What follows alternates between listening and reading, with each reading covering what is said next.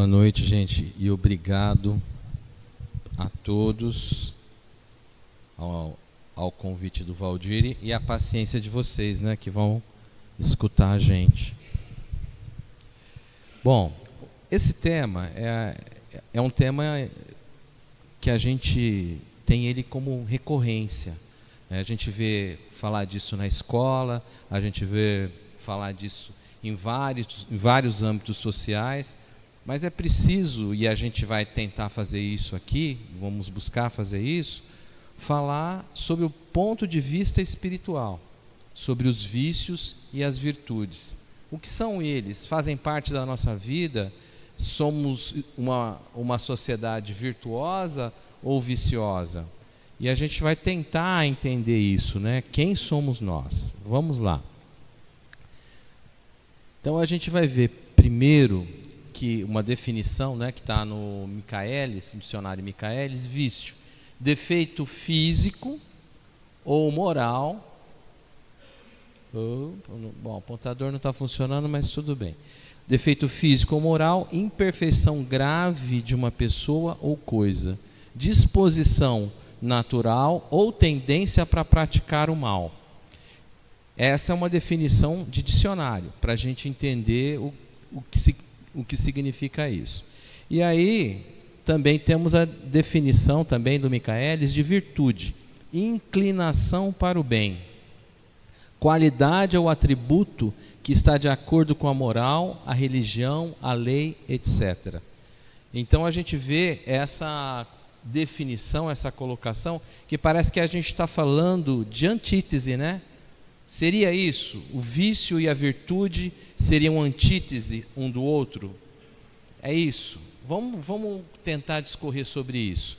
E na história a gente vai ver que não é novo nós termos a busca pela virtude, por homens virtuosos. Por exemplo, na Grécia se buscava isso. Em Esparta, especialmente, havia a eugenia, onde aqueles que nasciam com defeitos físicos, eles eram deixados para morrer. Parece uma coisa, parece não, né? Uma coisa louca da gente pensar nisso. Parece que é uma coisa muito absurda. É tão absurdo que algumas pessoas acham que não aconteceu. Alguns estudiosos acham que não existia isso. Mas a gente vai falar um pouquinho ainda sobre isso. Mas ali para a gente perceber que a busca do homem virtuoso estava baseado naquele que tinha características físicas saudáveis. Ou seja, então vamos dizer que o homem saudável é um homem virtuoso, por conseguinte um homem bom? Será que é verdade isso? Se a gente pegar ao pé da letra, a gente vai perceber que não. Se a gente pegar por essas características, por exemplo, alguns homens que conhecemos, sobretudo o próprio Chico Xavier, cheio de problema de saúde, então não seria um homem bom? Né? Então é isso que a gente precisa começar a descolar. E a gente foi acostumado ao longo da trajetória do espírito buscar os aspectos físicos como algo positivo naqueles que vamos nos relacionar, porque indicariam que a nossa sequência genética, né, a nossa prole, era algo instintivo até, também teriam esta perfeição. Então, portanto, perpetuaria a raça. E é aí que nasce essa ideia também da eugenia. Mas a gente sabe hoje que, ou deveríamos saber, que o verdadeiro ser que habita em nós, e nós não somos essa casca é o corpo físico, é uma ferramenta temporária, momentânea, e nós já trocamos inúmeras vezes e iremos trocar. Aquilo que acontece ao corpo físico é tão e simplesmente a consequência de erros, de situações, de vivências anteriores que promoveram desequilíbrios espirituais e se manifestaram no corpo físico. No entanto, o espírito, sim, é o ser que transfere ou que demonstra as suas qualidades, especialmente as qualidades morais que estamos falando. E a gente vai ver que essa busca continuou, por exemplo, na Idade Média, fazendo uma separação, então, Os nobres tinham sangue azul, né? Os nobres tinham sangue azul, certo? Tinham sangue azul? Não, não tinham. O sangue era vermelho, a mesma coisa. Só que havia uma separação. Os nobres tinham, e aí tinha a plebe, os vassalos. E os vassalos, eles eram impuros, por não ter sangue azul. E, por conseguinte, eles precisavam trabalhar para manter a nobreza, pagar impostos exorbitantes, isso e aquilo, e nunca ter direito à ascensão, porque não tinham sangue azul, não eram nobres, não tinham, então, portanto, a capacidade, segundo o que se acreditava na época, de serem bons homens. E nós vamos, se a gente olhar para a história, será que os nobres, os cavaleiros, eles eram homens nobres que só faziam bem? Eles tinham virtudes morais verdadeiramente? A gente vai perceber que não.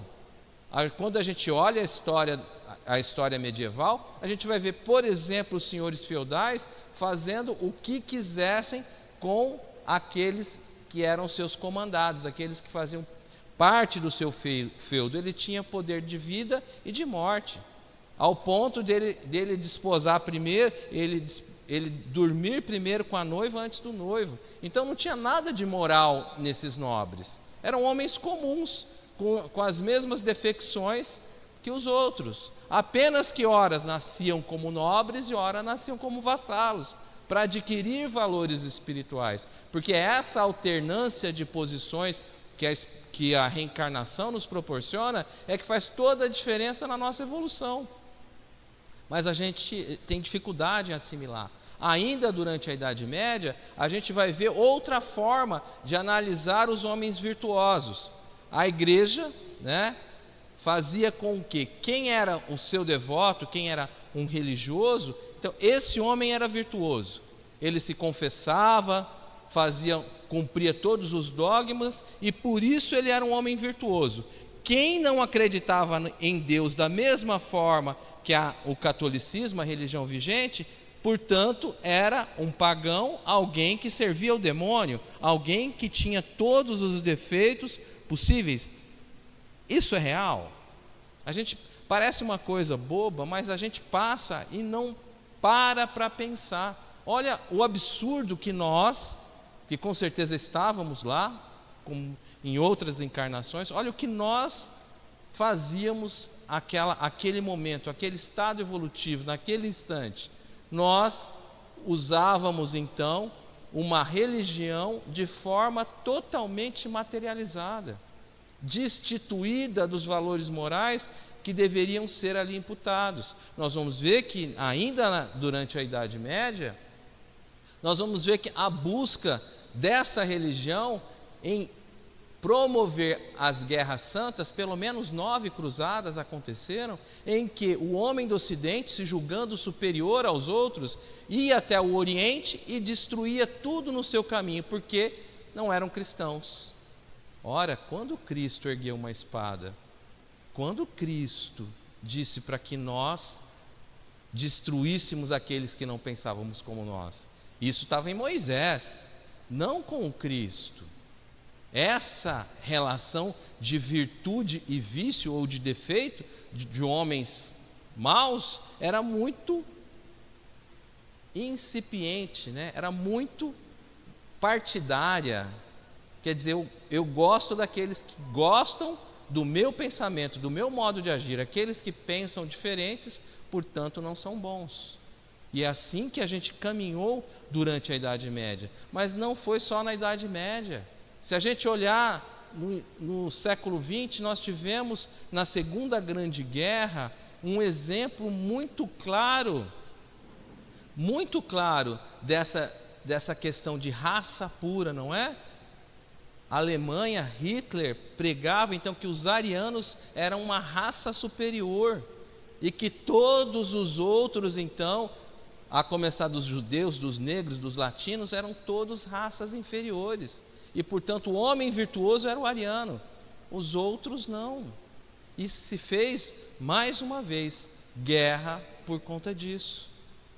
Não só isso, não cansados com isso, nós vamos ver um homem que ficou 29 anos preso por defender, ir contra o apartheid que aconteceu na África do Sul, aonde os brancos se diziam superiores aos negros, aqueles nativos que eram realmente os que habitavam aquela terra africana há tanto tempo, eles se colocaram, criaram um apartheid aonde, se eu sou branco, eu sou, logo sou bom, virtuoso.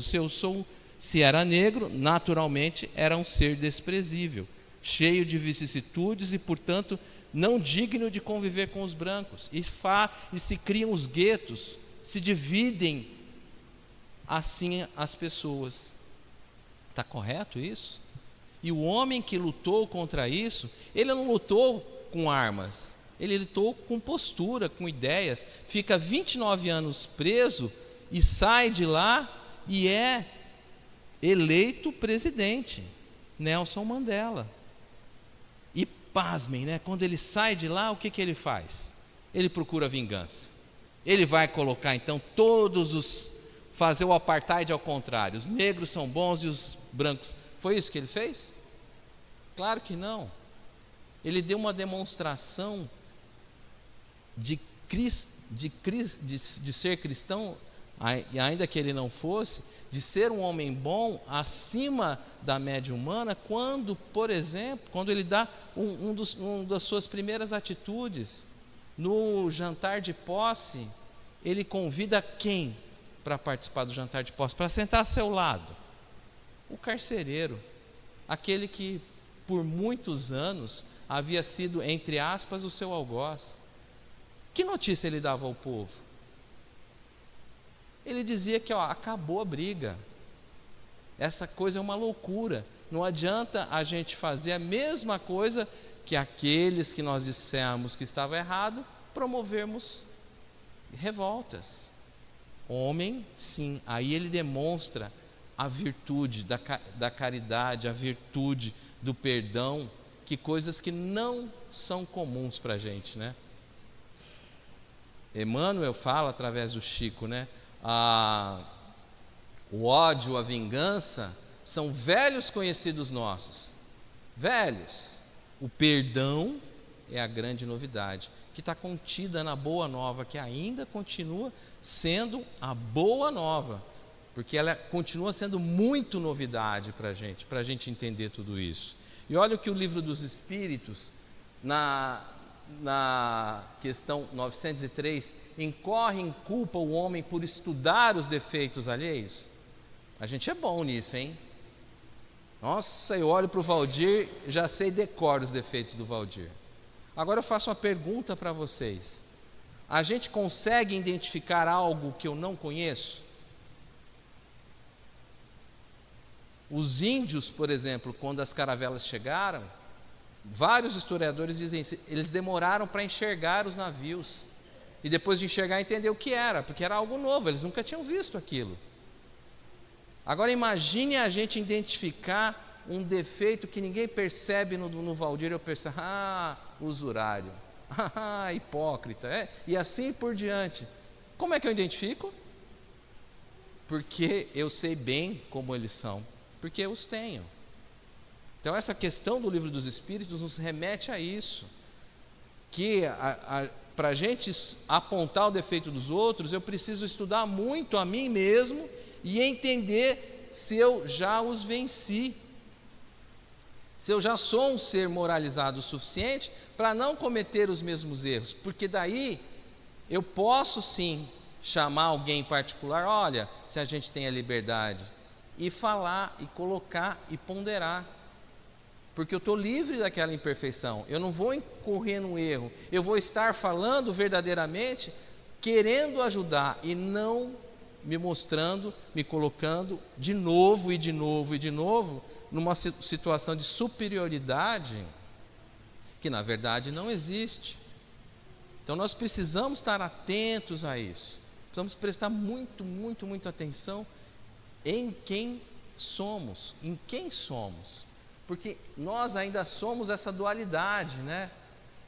Nós ainda não somos seres bons, mas também não somos seres maus. Nós estamos a caminho. E aí eu pergunto a vocês, como é que é essa história do mal? O que é o mal verdadeiramente? Existe o mal? Ele tem existência? E antes de responder, de falar, vamos pensar diferente. A escuridão existe? Tem existência própria? O Dr. Décio faz até uma brincadeira, né? Se eu pegar a escuridão e trancar numa caixinha, eu pego uma caixinha de papelão, tá lá dentro, está escuro. Se eu abrir, a escuridão sai e invade toda a sala? Uma coisa óbvia, né? Claro que não, é a luz da sala que vai invadir aquela caixa. O que nos mostra isso? Que a escuridão não tem existência, ela é ausência da luz. Transportando esse conceito para a questão de bem e mal, virtude e defeito, nós vamos perceber que o mal que existe em nós é uma ilusão. Na verdade, ele é uma ausência. Mas como assim? Vamos pensar. A maldade, que é um defeito, né? Não é uma virtude, é um defeito. Mas se eu colocar a antítese, o antônimo, bondade, a maldade deixa de existir. Não há uma luta ferrenha. Não. Simplesmente quando eu estou sendo bom, vamos colocar assim, porque nós somos ainda seres, né, oscilantes, mas quando eu estou bom, naquele momento não tem espaço para a maldade. A maldade não sobrepõe a bondade em mim. Quando eu passo a ser um ser bom. Então mostra para a gente esse conceito que a gente está falando. A mesma coisa, a ociosidade, a partir do momento que eu me entrego ao trabalho, a ociosidade deixa de existir em mim. Deixa de existir. A partir do momento que eu entendo os valores que o trabalho traz para mim, não só os valores monetários, mas que me faz ser um ser disciplinado, que me faz ser uma pessoa atenta às coisas que estão à nossa volta, que faz perceber que eu sou um co-criador de Deus, em plano menor que seja, mas sou um co-criador. A ociosidade não vai ter morada mais na minha personalidade. E a mesma coisa do egoísmo. Quando eu coloco a caridade, não tem como ser egoísta. Se eu sou alguém verdadeiramente caridoso, não há como eu ser egoísta. Então o que estamos defendendo aqui? Nós só estamos dizendo que nós e as pessoas e a humanidade não são maus. Apenas falta a bondade. O mal, como a escuridão, ele é uma ausência. Ele não é uma presença. Ele é uma ausência, porque a partir do momento que, através da sabedoria, do conhecimento, eu vou estabelecendo uma rota muito definida para preencher essas lacunas, nós vamos nos transformando, nós vamos nos colocando numa posição diferente e nós vamos ver que somos muito mais leves do que imaginamos. Todos conhecem a história de Paulo e Estevão, né? Todos conhecem, mas Paulo, enquanto Saulo, ele era crente a Deus, fervoroso, e Estevão, também era um homem fervoroso, crente em Deus. O que diferenciava os dois?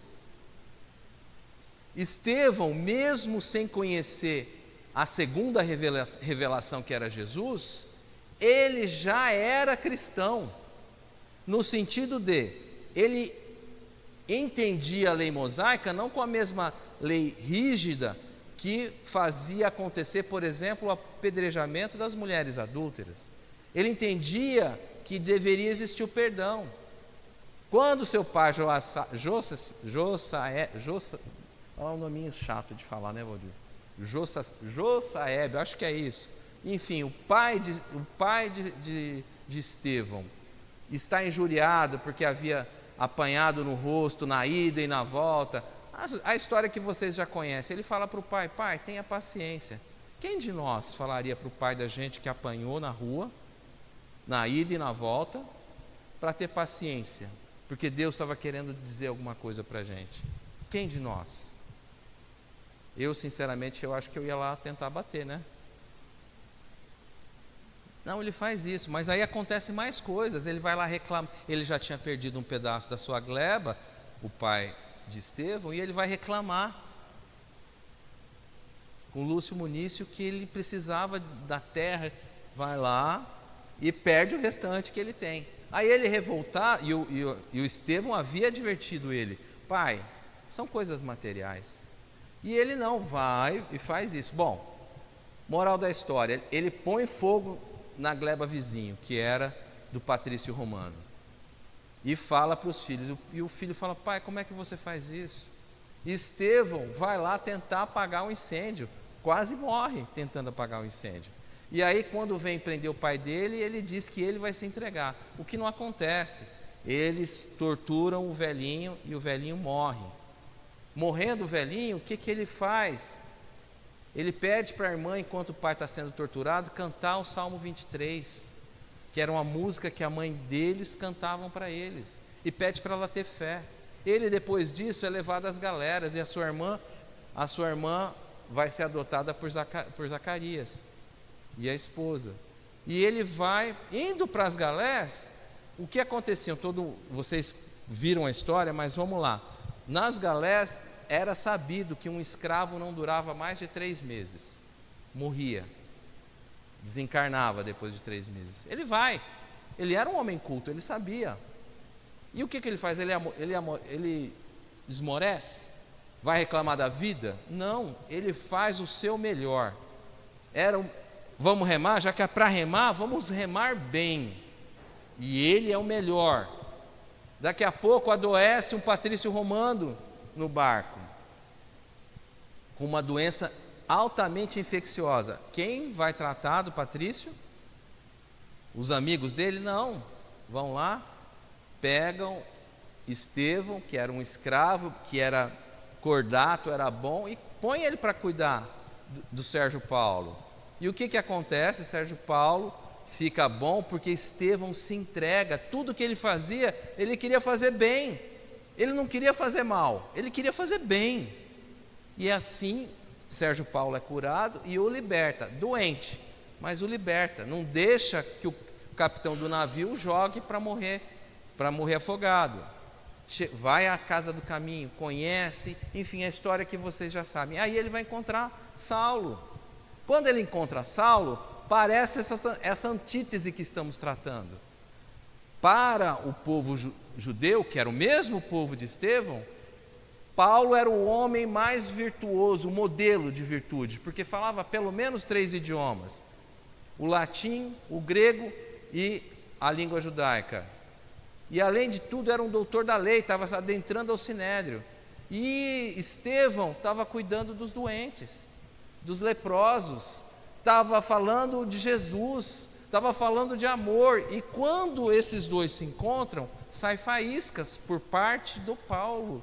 Choca o Paulo aquela bondade, aquela humildade que não respondia às suas ofensas. Ele vai parar preso e o que acontece? Vai ser lapidado e ele mantém a serenidade.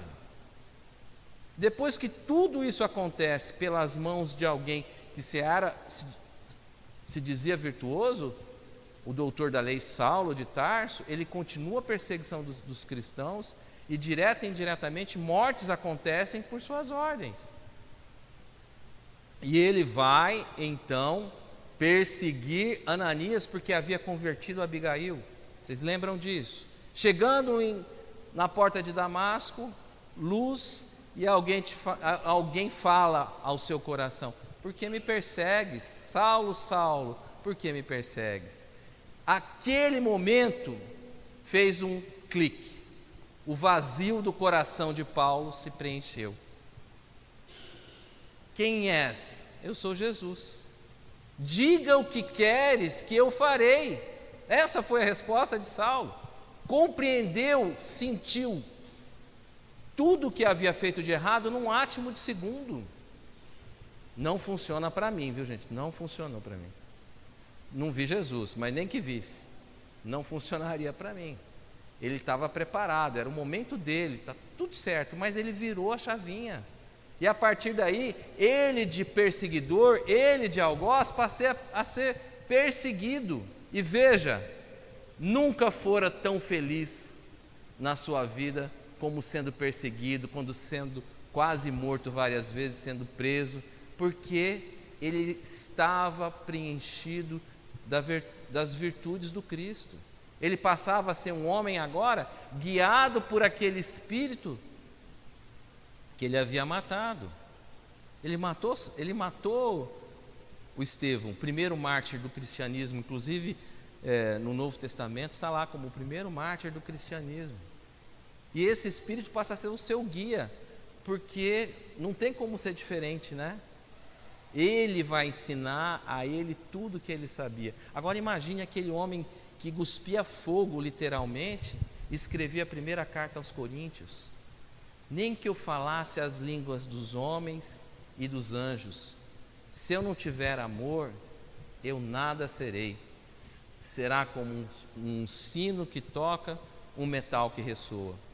Esse homem que havia perseguido inúmeras pessoas, inúmeros cristãos, se converte e muda o seu diapasão. Passa a ser então um homem verdadeiramente virtuoso, não aos olhos dos homens daquela época, porque todos os que achavam ele um homem virtuoso, passa a achar ele agora um homem defeituoso, um louco, um vicioso, um cristão. Olha só como é que era o conceito de antigamente. E a gente precisa entender isso, essas mudanças que a vida está disposta a nos colocar na medida em que nós enfrentamos, nos colocamos a caminho de tudo isso. E olha só, a mesma coisa, né? Incorrerá em culpa aquele que sonda as chagas da sociedade e expõe em público. Quer dizer, é muito fácil, e isso serve, gente, para uma gama enorme, né? O livro dos Espíritos nos ajuda tanto com isso. Quer dizer, o que adianta eu expor os defeitos? Jesus, vamos pensar no exemplo maior. Jesus, em algum momento, ele foi debater com os políticos. Ele fez críticas, sim, fez críticas, dizendo aos fariseus, por exemplo: vocês são como sepulcros caiados, bonitos por fora e podridão por dentro. Mas ele viveu muito mais do que ficar fazendo os debates inglórios. Ele foi demonstrar como é ser bom. Ele foi demonstrar que era possível, mesmo sem ter nada, trabalhar para o seu sustento e ainda viver em favor do próximo. Não é? Não foi isso? É isso que a gente precisa pensar. E é difícil fazer isso, gente? Claro que é. Óbvio que é. Mas tem algumas coisas que a gente precisa pensar. Não é porque é difícil que eu não vou fazer. Quando a gente é criança, a gente quer ter 18 anos para tirar a carta. Parece que é uma coisa que eu não vou conseguir nunca, né? Mas um dia chega. Um dia chega a maturidade, né? Quando eu aspiro ter um diploma, Deus sabe como é difícil para quem não tem acesso fácil ao estudo, estudar, trabalhar e estudar, trabalhar, estudar para chegar. Mas é possível, e muitos conseguiram. Da mesma forma, perseguir uma meta para a vida toda de ser um bom cristão, e nós vamos falar o que é o bom cristão segundo Kardec, ou seja, ser um homem bom, é possível. Há uma história, né, uma lenda que fala exatamente isso. Veja, nós temos como se tivéssemos, né, simbolizando a dualidade que somos, temos dois lobos dentro de nós. A gente costuma dizer, né, há um provérbio, que o homem é o lobo do homem, mas que nós temos dois lobos em nós. Um é o lobo bom e o outro é o lobo mau. Como que eu faço para que isso se dê de bom grado? Como é que eu venço essa dualidade? É simples. Eu alimentar aquele que eu quero. Se eu quero que o lobo bom sobreviva, eu vou dar alimento com as minhas atitudes e com os meus pensamentos, dando a ele aquilo que eu preciso, para que ele precise para sobreviver. É aquilo que a gente estava falando há pouco, né? Vamos alimentar o que é necessário. E veja a questão 909 do Livro dos Espíritos, fala bem isso. Olha só o que os Espíritos falam para Kardec. Kardec pergunta: poderia sempre o homem, pelos seus esforços, vencer as suas más inclinações? Vocês lembram dessa questão? É fácil isso? Olha só o que os Espíritos respondem: sim, e, não é só sim, e frequentemente, fazendo esforços muito grandes, não, muito insignificantes. O que lhe falta é a vontade. Olha só a análise que os Espíritos estão pedindo para que a gente faça. A gente não tem vontade de ser bom. A gente quer continuar a ser usufrutuário das coisas materiais, dos prazeres.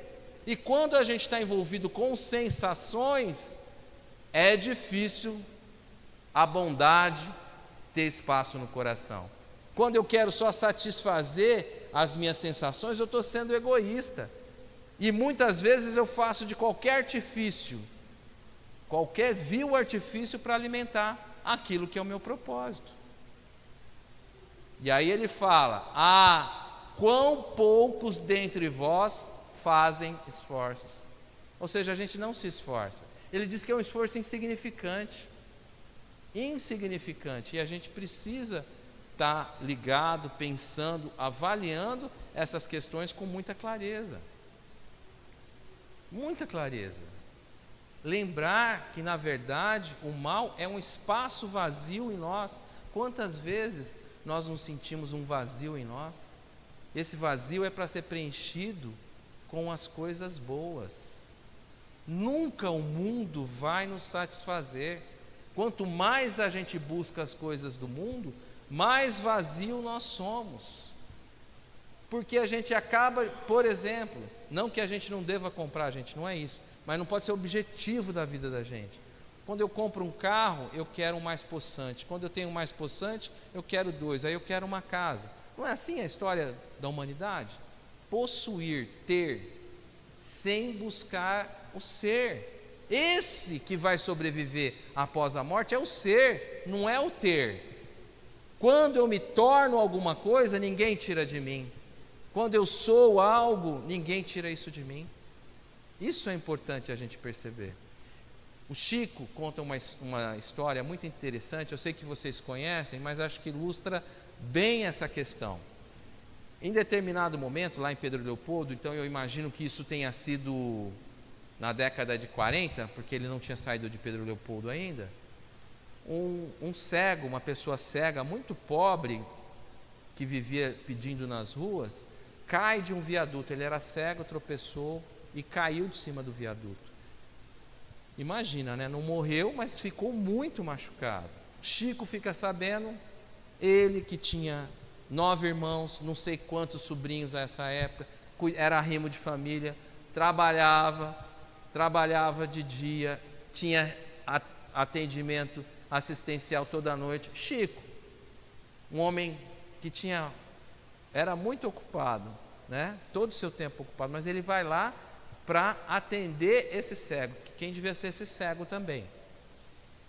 E vai atender esse cego, aluga uma casa dentro das possibilidades que ele podia, uma casa bem humilde, mas ele tinha um problema. Ele não podia ficar com o cego o tempo todo. E o cego aquele senhor estava precisando de muito cuidado. E o que ele pensa? Né? Ele coloca um anúncio no jornal, pedindo ajuda para quem tivesse disponibilidade de ficar pelo menos durante o dia, para que e à noite ele, depois das reuniões do centro, iria para lá continuar cuidando do cego. Depois de 6 dias, aparecem 2 pessoas, 2 mulheres, que se apresentam a ele. E Chico era uma figura, né? 2 prostitutas. Nós estamos falando da década de 40, né? Que homem religioso tradicional aceitaria a ajuda de duas meretrizes? Chico as abraça, agradece. E não é porque não havia aparecido ninguém, é porque o Chico era assim, ele não via a maldade, ele via a potencialidade, ele via o vazio que podia ser preenchido com o bem. E as duas prostitutas cumprem o desiderato, elas ficam ali cuidando daquele senhor cego, até que ele se recupere, alternando com o Chico, e em dado momento o cego está bem. E aí o Chico vai agradecer a elas, e elas dizem: não, Chico, nós é que te agradecemos, e nós estamos nos mudando para Belo Horizonte. Uma se tornou enfermeira, e a outra foi trabalhar numa tinturaria. Então vejam só, foi fácil para elas, mas elas perceberam que elas tinham mais potencialidades, mais coisas boas do que elas próprias imaginavam, a partir de uma oportunidade de ajudar ao próximo, de fazer a caridade, sem olhar quem era. Então vejam só, o Chico ajudou 3 pessoas, não foi uma só, ajudou a 3 pessoas. E aquelas duas deixaram então aquela vida difícil que levavam, uma vida de ilusões, uma vida, enfim, e passaram a ter objetivos melhores. É isso que a gente precisa pensar na nossa vida. E gente, a gente esquece, né? Nós nos esquecemos que somos espíritas. Ser espírita significa, primeiro, que eu acredito em Deus, não é? Segundo, que eu acredito na imortalidade do espírito, que eu acredito na comunicabilidade dos espíritos, que eu acredito na pluralidade das existências, mas que eu acredito na reencarnação. E o que significa acreditar na reencarnação? Eu acredito que eu já vivi outras vidas, que eu vou nascer novamente. Reencarnação, gente, é a justiça divina em prática. É onde eu colho o que eu plantei anteriormente. O que acontece comigo hoje não é acaso, não existe acaso no universo. Não existe acaso. É isso que a gente às vezes se esquece. Alguém é rico, alguém é pobre, um nasce doente, um nasce bonito como eu, né? O outro nasce feio. Por acaso? Não tem acaso. É tudo resultado das nossas vivências anteriores. E quando a gente não acorda para essa realidade, a dor vem funcionar para nós como um despertar, como um alarme. Olha, você está muito vazio. Você precisa se abastecer daquilo que você foi criado para ser. Porque, gente, o Dr. Décio fala uma coisa que eu demorei para entender e assimilar. Dr. Décio Andoli, ele diz que nós, sendo criaturas de Deus, nós somos seres perfeitos. Estranho, não é? Porque a gente olha para a humanidade, a gente vê tanta maldade, a gente vê as pessoas com tanta vilanez, com tanta hipocrisia. Como é que o Dr. Décio fala uma loucura dessa? Mas olha só, ele explica, nós não somos imperfeitos, somos incompletos, porque tudo que é criado por Deus é perfeito, nós só não estamos acabados, nós estamos em processo. Por isso que o que nos ataca é o que nos falta, não aquilo que temos, aquilo que somos. Insisto nisso. O que nos traz a dor e o sofrimento é aquilo que não temos, não somos, né? Vamos deixar o ter para as coisas materiais, para a gente diferenciar. E a gente acha que o nosso vazio será preenchido com as coisas do mundo. Nunca foi e nunca será. O mundo vai acabar e a gente vai continuar existindo. Nós morremos e não levamos nada dentro do nosso caixão, como teimaram muitas e muitas civilizações antigas. Ao contrário, nos traz mais apego e sofremos ainda mais. Então nós somos, e Emmanuel, e André Luiz, Emmanuel no livro A Caminho da Luz, coloca claramente, existem os co-criadores, os que apoiam o Criador em plano maior, como o próprio Cristo e os engenheiros siderais. Nós somos co-criadores em plano menor, estamos aqui.